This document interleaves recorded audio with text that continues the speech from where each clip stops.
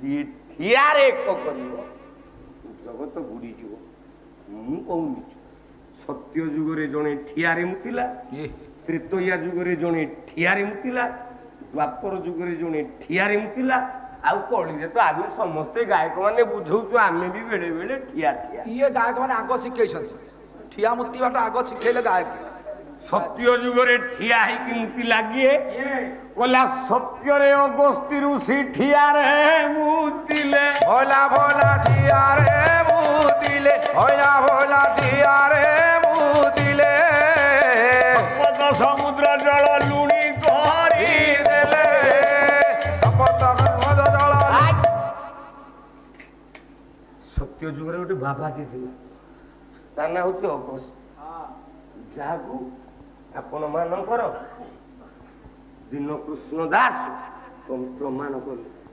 କହିଲା କେବଳ ରାହୁକୁ କର ବରଣ, କେବଳ ରାହୁକୁ କର ବରଣ, କେବଳ ରାହୁକୁ କର ବରଣ, କେବଳ ରାହୁକୁ କର ବରଣ, କେବଳ ଗଳହୀନ ଜ୍ଞାନ ଜାଣ, କେବଳ ରାହୁନ କ୍ରମେ ଜାଣ, କେ ପୁଣି ସୁଦର ସନେ ନିନ୍ଦିଲା, ଆଗେ ପୁଣି ସୁଦର ସନେ ନିନ୍ଦିଲା, କେଶ ସବୁ ସଗ ବୋଲି ବୋଇଲା, କେ କୁହୁଲ ରହି, କେ ଶୁଳ ରହି, କେ ଶୁଳ ରହି,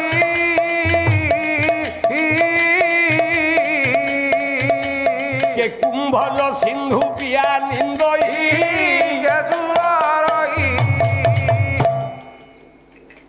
ସତ୍ୟ ଯୁଗରେ ଗୋଟେ ବାବାଜୀ ଥିଲା ଅଗସ୍ତ।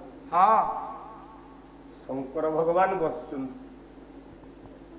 ଗଙ୍ଗା ମୁଣ୍ଡ ଉପରେ, ଜଟା ଭିତରେ ବନ୍ଧା ଯାଇଛି।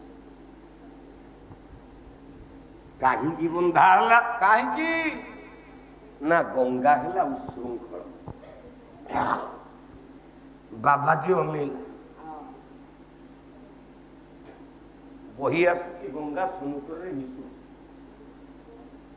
ଗୋଟେ ଶଙ୍ଖାସୁରର ଅତ୍ୟାଚାର ବଢିଛି। ହଁ ହଁ, ଥିଲା ଥିଲା ବାବାଜୀ ସାତେ ସମୁଦ୍ର ଜଳତକ ଧରିକି ଟେକି ପିଇଦେଲା। ବାପା, ଯେତେ ମାଛ କଙ୍କଡା କୋଚିଆ ଯାହା ସବୁ ଥିଲେ କଇଁଛ ସହ ଛଟପଟ ହେଲେ। ହଁ, ଦେବତା ମାନେ ବାବାଜୀকে ହାତ ଯୋଡ଼ିକେ ଡାକିଲେ, ବାବା, ବାବା ମାଫ कीजिए, हमको माफ कर दियो। ମାଫ କରିଦିଅ। କହିଲା ହଉ, ଥିଲା ଅଗସ୍ତି ଆଉ ବାଟ କଣ ଅଛି, ସବୁ ଯାକ ତ ପେଟରେ ପୁରେଇ ଦେଇଛି ପାଣିକି। କହିଲା ଠିଆ ଠିଆ ମୁକ୍ତି ଦେଲା ଅଗସ୍ତି ପ୍ରେମ ହର୍ଷି, ଜୀବର ଧନ ଧନ ଜୀବନ ଲୁଣିଆ ହୋଇଲା ପରା ସ୍ୱର୍ଗ ଜଳ ରାଶି। ଜୀବର ଆଗରୁ କଣ ସମୁଦ୍ର ଥିଲା ଲୁଣିଆ, ମିଠା ଥିଲା। ମିଠା ଥିଲା। ଏ ବାବାଜୀ ପିଇକି ଯୋଉ ୱାନ୍ ପାସ୍ କରିଦେଲା, ତାରି ଭିତରେ ସବୁ ୟୁରିନ ଭିତରେ ଲୁଣିଆ ହେଇଗଲା। ଏ ବୋପାଲ, କେତେ ରଗଡିଆ ବାବାଜୀ କିରେ। ତ୍ରେତୟାରେ ଜଣେ 7ଟା ନଦୀ ପାଣି ପିଇଦେଲା। 7ଟା ନଦୀ ପାଣି? କିଏ ସେ? ପ୍ରମାଣ ନବୁ ନା? ହଁ, ମାନିବାକୁ ପଡିବ। ଆମେ ବ୍ରାହ୍ମଣ ମାନେ ଆପଣଙ୍କ ଘରେ ଯୋଉ ଶ୍ରାଦ୍ଧ ହୋମ କରୁ, ଆମେ ଗୋଟେ ପ୍ରଥମ ସଂକଳ୍ପ କରୁ, ବିଷ୍ଣୁ ବିଷ୍ଣୁ ବିଷ୍ଣୁ ଗଙ୍ଗେଇଚ ଯମୁନା ଶୈବ, ଗଙ୍ଗେଇଶ ଯମୁନା ଶୈବ ଗୋଦାବରୀ ସରସ୍ୱତୀ ନର୍ମଦେ ସିନ୍ଧୁ କାବେରୀ। 7ଟା ନଦୀ। ରାବଣ ତ୍ରେତୟା ଯୁଗରେ 7ଟା ନଦୀ ପାଣିକୁ ପିଇଦେଲା। ପୁଆଲ କୋଉଠି ପିଇଥିଲା? ରାବଣ ଯାଇଛି କୈଳାସ ପର୍ବତକୁ ଶିବଲିଙ୍ଗଟି ଆଣିବ। ହେଲା ସବୁଦିନ କେତେ କୈଳାସ ପର୍ବତକୁ ଆସିବି ବର୍ଷା ଶୀତ କାକେରରେ, ଗୋଟେ ଲିଙ୍ଗଟେ ନେଇଯିବି, ସେ ଲିଙ୍ଗଟାକୁ ନେଇକି ଲଙ୍କାରେ ସ୍ଥାପିବି, ଆଉ ସବୁଦିନ ପୂଜା କରିବି। ଆଣୁ ଆଣୁ କଣ କରିଛି, ପାର୍ବତୀଙ୍କର ସବୁଠୁ ଯୋଉ ପ୍ରିୟ ପୂଜା ଲିଙ୍ଗଟାକୁ ଚଣ୍ଡାଳ ଉଠେଇଲା। ବାପାରେ, ଇଏ ଦିନେ ମୋ ଘରକୁ ଗଲା। ହଁ ହଁ ହଁ, ଯାଇଥିଲି।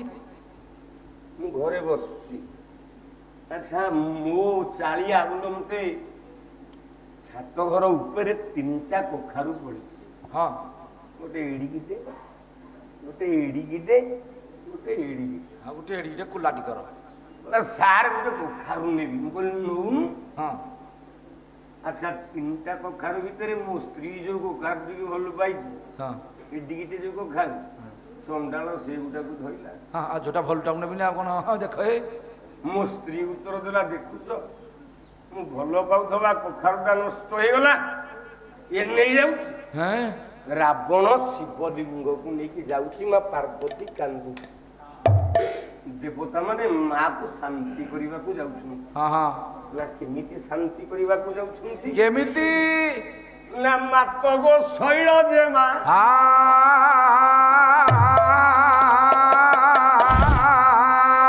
ଇଏ ମାତଗୋ ଶୈଳ ଯେ ମା ଇଏ ସୁଧାଂଶୁ ଭୂଷଣ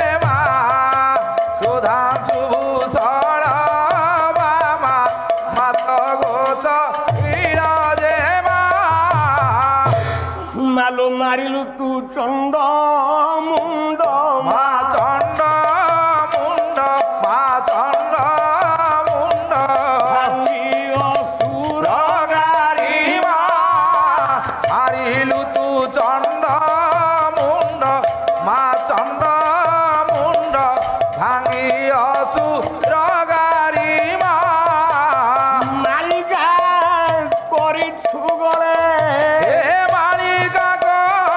যুগলে রণে গাড়ি পুকনা মাত গোসাইল যে মা সুধাংশু ভূষণ বাবা মাত গোসাইল যে মা এ মালো মন্ত্রী কবি পূজিত অভিপ্রে পূজিত বিপ্রে পূজিত কে বর্ণিব গুণ সীমা কে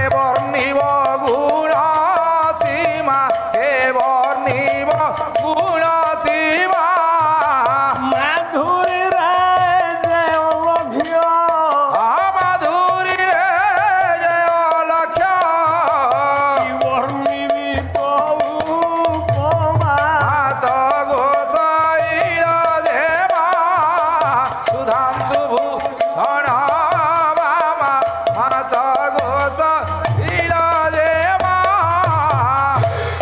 মালো মার্জনা কর মা দোষ মা কর দোষ মা কর দোষ যোগেন্দ্র মধ্যমা মার্জনা কর মা দোষ মা কর দোষ মুজি মাঝি তম ধ্যামা মাগু আছে কর জড়ি হে মাগু অছি কর যোড়ি খবর ক্ষত্রে মাত গোসাইল যে মা সুধাংশু ভূষণ বাবা মাত গোসাইল যে মা